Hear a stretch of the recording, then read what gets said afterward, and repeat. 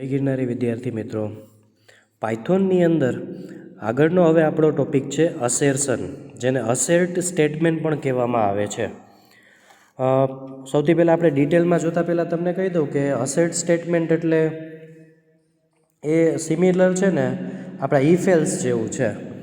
Generally આપણે if else કઈ રીતે યુઝ થાય કે કન્ડિશન ટ્રુ અથવા ફોલ્સ, તો એવી જ રીતે પાયથોનની અંદર એક એક્સ્ટ્રા ફંક્શનાલિટી આપેલી છે અસેર્ટ સ્ટેટમેન્ટ દ્વારા. તો ચલો આપણે જોઈએ. An assert statement in Python or a Python assert statement is one which asserts a condition in your code. This is a Boolean expression that confirms the Boolean output of condition. એટલે કે શું કરશે, એમાં તમારે એક condition આપવાની હશે જે બુલિયન પ્રકારની હશે. બુલિયન પ્રકારની હોય એટલે શું હોય, કાં તો ટ્રુ રિટર્ન કરે કાં તો ફોલ્સ રિટર્ન કરે. તો અસેટ સ્ટેટમેન્ટમાં તમારે આર્ગ્યુમેન્ટ તરીકે એક કન્ડિશન આપવાની છે જે બુલિયન એક્સપ્રેશન હશે. તમે નીચે જોઈ શકો છો સિન્ટેક્સની અંદર અસેટ પછી બુલિયન એક્સપ્રેશન, અથવા બીજી રીતે અસેટ બુલિયન એક્સપ્રેશન કોમા કરીને આર્ગ્યુમેન્ટ. હવે આમાં બેનિફિટ એ છે કે તમે આર્ગ્યુમેન્ટ પર પાસ કરી શકો, બરાબર છે. જ્યારે ઇફ એલ્સની અંદર આવી કંઈ આર્ગ્યુમેન્ટ પાસ ન કરી શકતા, તો ઇફ એલ્સ કરતાં તમને આમાં એક એક્સ્ટ્રા બેનિફિટ એ મળ્યો કે તમે આમાં આર્ગ્યુમેન્ટ પાસ કરી શકો છો. વધારે ડિટેલમાં જોઈએ. When an assert statement is encountered the boolean expression is evaluated. જ્યારે અસેટ સ્ટેટમેન્ટ એન્કાઉન્ટ થાય એટલે કે કમ્પાઇલર કમ્પાઇલ કરે ત્યારે બુલિયન એક્સપ્રેશન જે આપણે પછી લખેલું હોય એ એન્કાઉન્ટર થાય છે, એક્ઝિક્યુટ થાય છે. It evaluates true execution proceeds its merry way. જો એક્ઝિક્યુશન આગળ વધશે ક્યારે, કે જ્યારે આખું બુલિયન એક્સપ્રેશન ટ્રુ થશે, અને ફોલ્સ થશે તો એ અસેર્શન એરર જનરેટ કરશે, એક્સેપ્શન રેઇઝ કરશે, બરાબર છે. જો ટ્રુ હશે તો પછીના સ્ટેટમેન્ટ તમને એક્ઝિક્યુટ કરીને આપશે, અને જો ફોલ્સ પડશે અસેટ પછીનું સ્ટેટમેન્ટ તો તમને એક્સેપ્શન જનરેટ કરીને આપશે. Assertion are the useful defensive programming tool. They can be used to confirm that the argument to a function are appropriate types. એ તમને તમારે આર્ગ્યુમેન્ટ છે એ પ્રોપરલી છે કે નહીં એ પ્રકારની ફંક્શનાલિટી ડિફાઇન કરવા માટે આ અસેટ સ્ટેટમેન્ટ પાયથોનની અંદર યુઝફુલ થાય છે. તે are also use as debugging tool. A debugging tool બનાવવા માટે પણ, એની ફંક્શનાલિટી માટે પણ આનો યુઝ થાય છે. They can be used, for example, to confirm that the intermediate values have the expected values or that a function returns an acceptable value. તમારું જે ફંક્શન છે એ રિટર્ન વેલ્યુ પ્રોપરલી કરે છે કે નહીં, અથવા તો ટ્રુ વેલ્યુ રિટર્ન કરે છે અથવા તો ફોલ્સ વેલ્યુ રિટર્ન કરે છે, આવા પ્રકારની જો ફંક્શનાલિટી હોય તો અસેટ સ્ટેટફુલ થાય છે. પછી where assertion in Python used in checking types, in checking valid input. તમારે વેલિડ ઇનપુટ ચેક કરવું છે, વેલિડ આઉટપુટ ચેક કરવું છે, એના માટે. Checking values of argument, argument valid છે કે નહીં, ટ્રુ છે કે ફોલ્સ ચેક કરવા માટે. ચેકિંગ આઉટપુટ ફંક્શન, ફંક્શનની વેલ્યુ ટ્રુ રિટર્ન કરવી હોય, ફોલ્સ રિટર્ન કરવું હોય ત્યારે. As a debugger to help when error occurs.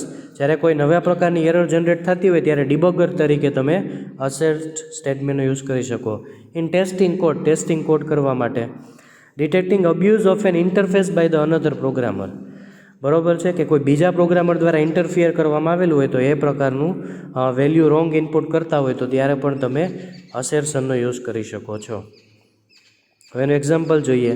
આપણને ખબર છે કોઈ પણ નંબર કોઈથી મેથેમેટિક્સમાં ડિવાઈડ બાય 0 ન થાય, તો એવું જ એક એક્ઝામ્પલ આપણે લઈએ છીએ. Define div p q assert q not equal to 0. જો અસેટ પછી બુલિયન એક્સપ્રેશન છે q નોટ ઇક્વલ ટુ 0, એનો મતલબ કે qની વેલ્યુ 0 ન હોય તો શું થશે, તો return p divide by q, એટલે pની વેલ્યુ અને qની વેલ્યુ ડિવિઝન કરીને રિટર્ન કરશે. પછીનું સ્ટેટમેન્ટ જો div બ્રેકેટમાં 2 3, ત્યાંથી ફંક્શન કોલ કર્યું છે div નામનું, એટલે pમાં જશે 2 અને qમાં જશે 3. પછી અસેટ ચેક કરો q નોટ ઇક્વલ ટુ 0, એટલે qમાં છે 3 તો 3 not equal to 0, condition true, તો રિટર્ન શું કરશે, p divide by q. Answer તમને આવશે 0.66.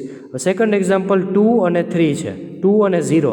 હવે qની વેલ્યુ શું પાસ થાય છે, બીજા એક્ઝામ્પલમાં તમે જોવો અહીંયા, બીજા એક્ઝામ્પલની અંદર 2 અને હવે qની વેલ્યુ છે 0, તો assert q not equal to 0 અહીંયા, એટલે અસેટ સ્ટેટમેન્ટ છે એ બુલિયન વેલ્યુ ચેક કરશે તો qની વેલ્યુ આ વખતે 0 છે, તો 0 not equal to 0, condition false, તો જો નીચે એ એક્સેપ્શન જનરેટ કરે છે. બીજી વાર જો 2 0 પછી નીચે આઉટપુટમાં તમને અહીંયા દેખાય છે એ એક્સેપ્શન જનરેટ કરે છે.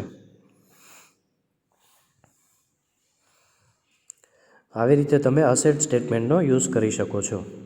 ત્યાર પછી છે using an error message in Python assert. હવે જેવી રીતે અસેટ સ્ટેટમેન્ટ છે એ બુલિયન એક્સપ્રેશન એક્ઝિક્યુટ કરી અને વેલ્યુ રિટર્ન કરે છે ટ્રુ અથવા ફોલ્સ. ફોલ્સ રિટર્ન કરે તો એરર જનરેટ થાય, એક્સેપ્શન જનરેટ થાય. તો તમે તમારો પોતાનો પર્સનલ મેસેજ અસેટ સ્ટેટમેન્ટ જ્યારે પણ એક્સેપ્શન જનરેટ કરે ત્યારે તમે આપી શકો છો. બરાબર છે. તો એ બહુ મસ્ત એક્ઝામ્પલ છે. જો તમે હવે ડીવ કોમા પી ક્યુ એટલે ફંક્શન બનાવેલું છે ડીવ નામનું, એની અંદર assert Q not equal to 0 પછી કોમા કરીને તમે જો અહીંયા જોઈ શકો છો you can not divide a number by 0 and please try again. એ તમે મેસેજ પાસ કર્યો.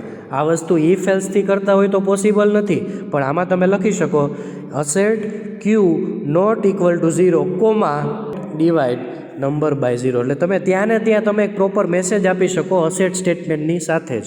બરાબર છે. સો એક પ્રોપરલી મેસેજ યુઝરને જશે કે આ નંબરને આપણે ક્યારેય 0 વડે ડિવાઈડ નહીં કરી શકીએ. બરાબર છે મિત્રો.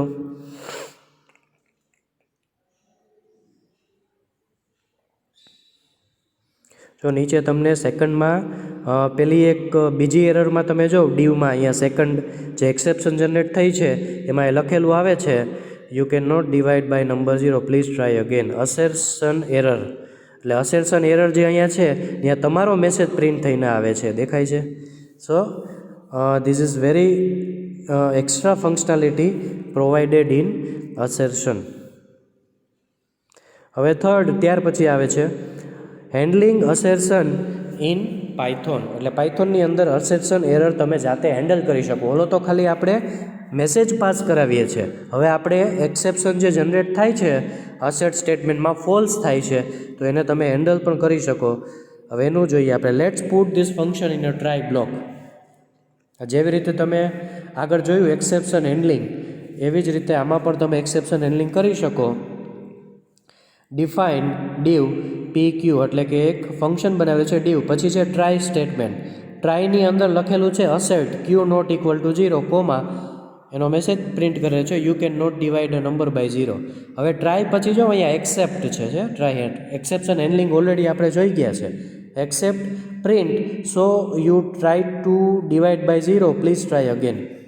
એટલે જ્યારે પણ તમે ક્યુની વેલ્યુ 0 પાસ કરશો એટલે અસેટ સ્ટેટમેન્ટ છે એ એક્સેપ્શન જનરેટ કરશે. એક્સેપ્શન જનરેટ કરશે એટલે એક્સેપ્ટ બ્લોકની અંદર જશે અને ત્યાં તમે પ્રિન્ટ કરાવેલું છે so you try to divide by 0 please try again. એટલે કે તમે 0 વડે ડિવાઈડ કરવા માંગો છો પણ એ શક્ય નથી. જ્યારે તમે આ પ્રોગ્રામ એક્ઝિક્યુટ કરશો ત્યારે so you try to divide by 0 output આવશે, કારણ કે ક્યુની વેલ્યુ તમે જો 0 પાસ કરો છો ફંક્શન કોલ કરવા ટાઈમે. યસ. તો અસેટ સ્ટેટમેન્ટ દ્વારા તમે એરર હેન્ડલિંગ પણ કરી શકો છો, એક્સેપ્શન હેન્ડલિંગ પણ કરી શકો છો, જેને handling the assertion error in Python કહેવામાં આવે છે. તો આ એક નાનકડો ટોપિક હતો assertion in Python. I hope તમને ક્લિયર થઈ ગયું હશે આ topic. Thank you very much. Stay home, stay happy and enjoy learning with KP.